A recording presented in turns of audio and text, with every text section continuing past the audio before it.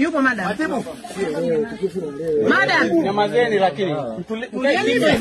Kimya. Waliochongwa hapa fungua ile chongo. Fungua ile chongo haipo mbona? Huyo mtoto mwenye gari anaitwa. Mwenye gari aje kwanza madam. Huyo hapa sikuwa simu. Wewe vizuri. Madam. Simu yake kwa mmoja. Simu yako ni? Simu yake kwa Simu atukumkuta naye. Simu iko wapi? Dogo, simu iko wapi? Simu iko wapi? Simu za jukumana inaenda kwa Simu iko wapi? wanaenda kwa kwanza kuingia kwenye gari. Gari. Kwa hiyo wako wapi sasa hivi? Walikuja kadiseti vizuri. Wanaenda kuniambia shika funguo. Gari uko umepakiwa ni leo pale. Gari nimepaki hapo ninapopaki kila siku hapo. Tunapaki mimi pale shuleni pale chini ya mti. Nimepaki na nimeifunga. Huwezi kuamini. Yaani ninapopaki na vioo vyote nimepandisha.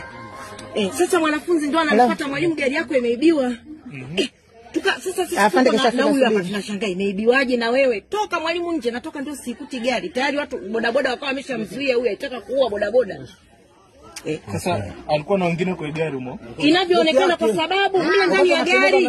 Tulia. Mimi natokeza kule huyo anageuza anarudi nyuma na gari. Ndani ya gari nilikuwa na 220,000. Sasa mimi nikajua labda nilikuwa na vitenge 200,000 havipo. Vitenge wamevichambua chambua. Vilikuwa viko 15 sijavihesabu. Wamevichambua chambua wamevitupa ndani ya gari. Dogo. Mpaka unafika hapo ulikuwa na hii gari. Wamenifungia vitasa vyote. Wenyewe walipata vizuri gari. Wananiambia shika funguo. Umeniambia nikusaidie. Sasa nakwambia hivi. Napiga simu polisi baada ya kutulia. Wote achukua gari alibeka msamu. Wao wenyewe wako wapi sasa hivi? Wenyewe bwana lakini sasa hivi tunajua. Kisema naangalia hapa. Mlikuja na safari gani? Nikija kuangalia siwaoni na Gari wanaijua. Hebu muulize gari wanaijua. Huyu mtoto aongee. Wamesema hivi, yani baba sana. Yani gari walikuwa